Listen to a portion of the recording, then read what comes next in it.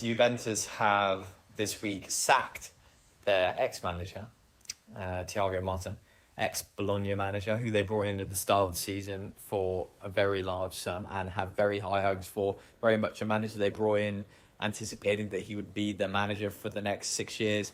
He followed Max Allegri, and frankly, everyone was tired of Max Allegri over at Juventus and his diabolical style of football, and thought Thiago Motta would breathe new life.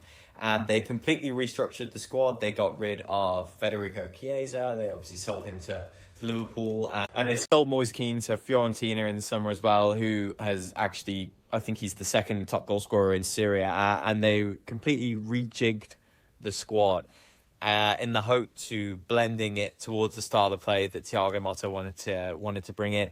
And actually, it's been nothing but an absolute unmitigated disaster for them. I think they were unbeaten in the league. It's crazy, Juventus, this season. They were unbeaten in the league for until, I want to say, February or January. But they actually had just drawn every game.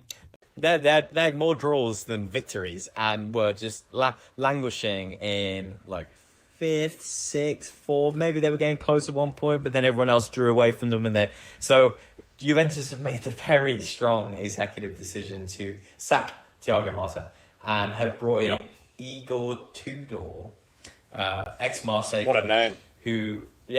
So really interesting hire, because he isn't someone who has had an extraordinary managerial career, but he's someone who's been fairly consistent. He's had odd jobs in random leagues, and obviously I think he did a pretty good job with the Marseille team, but he's not done anything outstanding. But obviously they evaluated their options, decide this is their guy. One of the things he apparently is quite keen on is to build the squad around their very expensive £80 million Dusan Vlahovic up top.